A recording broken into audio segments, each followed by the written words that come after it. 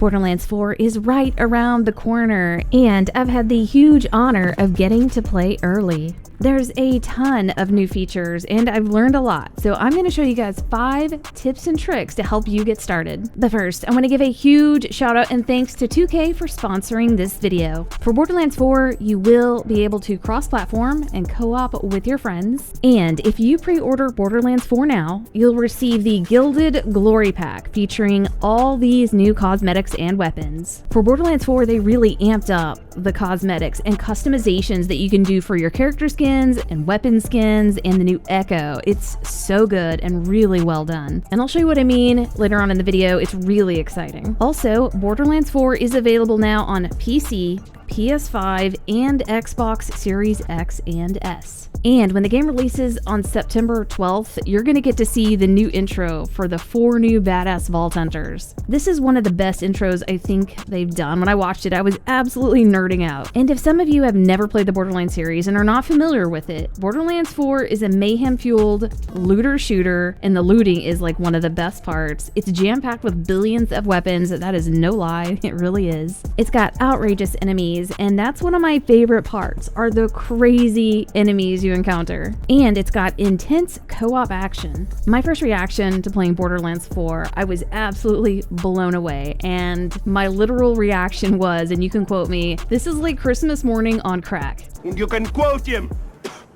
One of the best parts is that they released the game earlier than they intended. That's huge. And then they made claims of, this is going to be the best Borderlands we've ever made. And it's absolutely normal for game developers to talk big about their game to try and help support it. But Borderlands 4, I don't think what you're seeing out there is doing it justice. Like, you got to play this game to see how incredible it is. These devs weren't lying. It's amazing. And everything I said right there is just my raw reaction. Like, that's not scripted. That's just off the top of my head. That is how I truly feel. And I'll be honest, if there's something I don't like and I think they can improve, but so far this game is absolutely blowing me away. It didn't take long for me to get into the game when I realized this is not just a game, this is a lifestyle. I'm one of those players that loots every dark corner, and when I saw the size of this game, I was like, this is gonna take me years to comb through. I could gush for hours about this game, but let's get into the tips and tricks. So for number 1, let's look into the menus. I want to show you guys how amazing the menus are, some of the settings you might want to look out for. If you go into audio and go into options, there's a ton of choices here to turn audio up and down on almost everything. And what's really funny is they've added one for Claptrap. Apparently that was one of the most requested ones, and they added it in. I personally love Claptrap, and I would never turn him down. One of the settings I'm so happy about is the horizontal and vertical look sensitivity. For the previous Borderlands, it's been a little bit slow. Like, they've allowed you to max it out, but it was still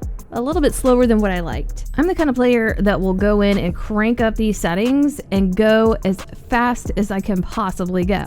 But I went in and did that with the new Borderlands setting. I cranked it all the way up to 10, and it was way too insanely fast. Like, they really turned that up. I actually have to play at a 4. So if you like super speed and you turn it all the way up, you may not be able to do that here in Borderlands 4. Also, I play on a controller, and these are my controller settings. One big thing to look out for and to always check are your rewards, and those are going to show up under the inventory tab and under equipment. You just click on that and collect it. This is where you're going to get a lot of the skins for your players and your equipment. Again, they've done a really good job with this, so you're going to want to get in here and grab these. One big change they made for Borderlands 4 is there's no more new use stations, so you have to customize your character in the menu. So you go to customization, and you can easily customize your Vault Hunter, your Echo 4, the vehicle, and your weapons. Also, there's no more running back to Sanctuary and talking to Marcus and spending exorbitant amounts of money to upgrade your SDUs. Although very fun in the previous Borderlands, now you go into the menus and it costs a different kind of currency, and I'll show you what that is and how you get them later on. Now on to tip number 2, the new movement system and what to expect. They added 2 new movement features, grappling and gliding. Honestly, when I saw this in the previews, I was nervous. I thought maybe I'd be a little overwhelmed by the new mechanics. I don't usually play a lot of games with these kinds of features, but I was pleasantly surprised. The new mechanics are very intuitive. I took right to them. I use them as much as possible, and it is an amazing addition. I thought there would be like too many buttons to hit and just too much to do, but no, it's fantastic. The way they've done it is perfection. It did take me a moment to understand the mechanics of the glide, but I did get it quickly. And what you do is you can double jump now. So you're going to tap to jump and then tap to jump again. And when you're at your highest point, you can go into glide by tapping jump one more time. The glide bar will come on and you will be locked into glide. You don't have to hold the jump button down. So it's literally just like tap,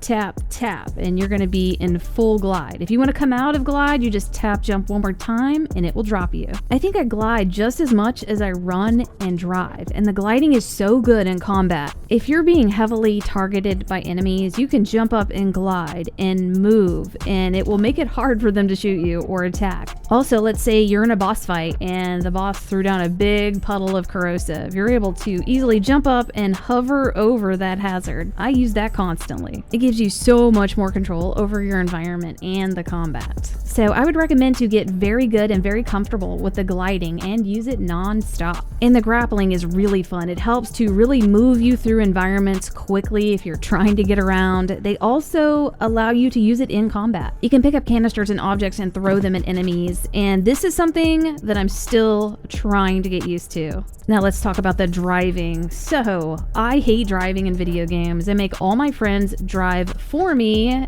But Borderlands 4, the driving is really fun and easy. And it needed to be very accessible and easy because the environments are huge and you've got to use it to get around. Also, they made the vehicle very narrow, which is great because there's some tight areas you need to get through sometimes. But if I'm like all for the driving, then that's a good sign. Also, when it comes to getting around, it feels like you're in a very large world and you practically need a GPS. And you do. You've got the Echo 4. On controller, you hit up on the D-pad and the Echo 4 will show you the path to where you want to go, and I use this constantly. Like, I am spamming this nonstop. This also has another really important feature. This will show you secret passageways. When you activate that and there's a secret passageway around, it will turn bright green, letting you know you can go through it. And like all Borderlands games, you need to go around and find the Borderlands symbols. This time, they made it very useful and important to locate these symbols. All the Borderlands symbols are shown on the map, but they're hidden. You've got to find a way to get to them, and the Echo 4 does help with that. And this will help to upgrade your SDUs. Based on my experience, I think people might want to use this a lot. Last thing about the new movement system, there is no fall damage, so feel free to jump from as high as you need. Tip number 3, Vault Hunter choice. Which one do you choose?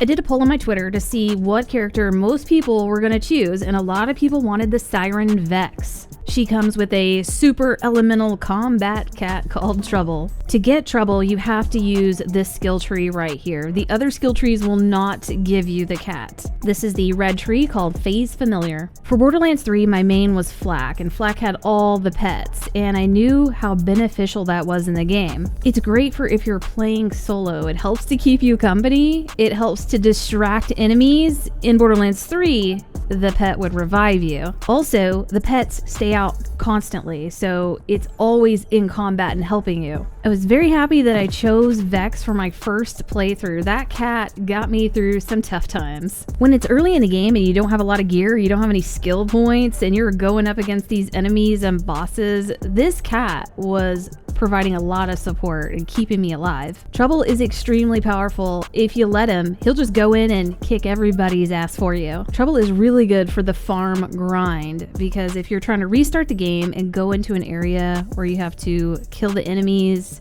to access a chest or something, you can just send Trouble in to kill all those enemies, and you can walk in and open the chest and then rinse and repeat. In all the boss fights, Trouble distracted the boss about 80% of the boss fight duration, and it was allowing me to just do what I needed to do to hit crits or whatever. So if you're playing solo, you're newer to Borderlands, I would recommend Vex and Trouble for that support. It's so much fun, and I have a super boss build around this cat. I found some amazing weapons. I've got some really good equipment. I got my skill tree fine-tuned. I am shredding bosses in a way that shouldn't be legal. I'll show you guys that full build, all the weapons, all the equipment and skill tree that I've put together in my next video. This boss right here is tanky AF. He's a big one. I was killing him so fast he couldn't get through all of his phases of the boss fight. Now, I've fought him many times, and the first time I went in, I got my ass kicked, but I went out there and I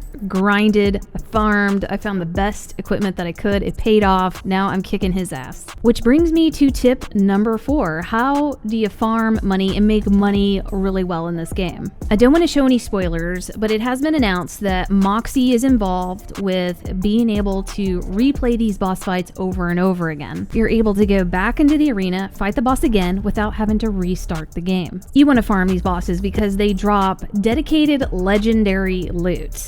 And they also drop a whole lot of other guns, and that's where you're going to make your money, just like we have in the past Borderlands, by collecting weapons, storing them, and selling them. In Borderlands 4, it's very easy. When you're hovered above a gun that you don't want to keep, you just want to sell for money, you just hit down. There's the cat. Sorry, my cat just came into my office. But yes, you're able to just hover over the weapons and hit down on the D-pad if you're on controller and just pick up a bunch of weapons and equipment and claim them as junk. Then you go to a vending machine and hit one button to sell all the junk. It's so fast, so easy. And this is how you're going to make money the fastest in Borderlands 4. You're going to use the new replay boss feature, go in there, kill the boss, collect the guns, and cash them out. Tip number 5 is really pay attention to the enemies and the elements and health bar that's associated with them. They've added some new bosses with new features that I'm absolutely loving. You need to pay attention to maybe some of the words associated with their titles. For example, you may have a badass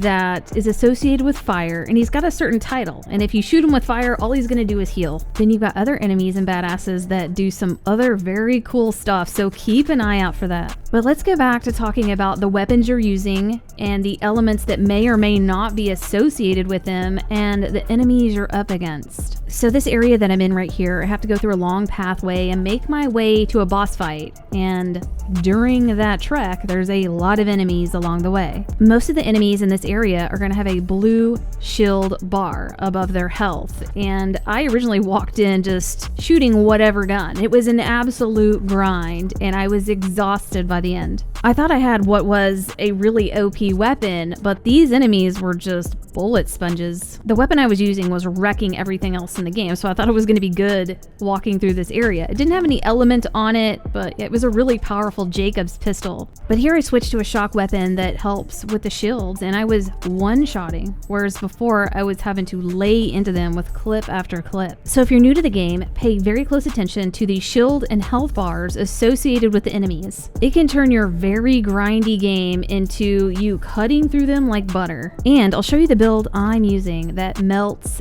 everything. That will be the very next video, so keep an eye out for that. And another huge shout out to 2K for sponsoring this video. I am so happy to be back making Borderlands content, and I've got a huge crew behind me. We're ready to go. We're gonna bring you guys the best builds, the best tips and tricks, and hopefully this helped y'all out, and we'll see you next video.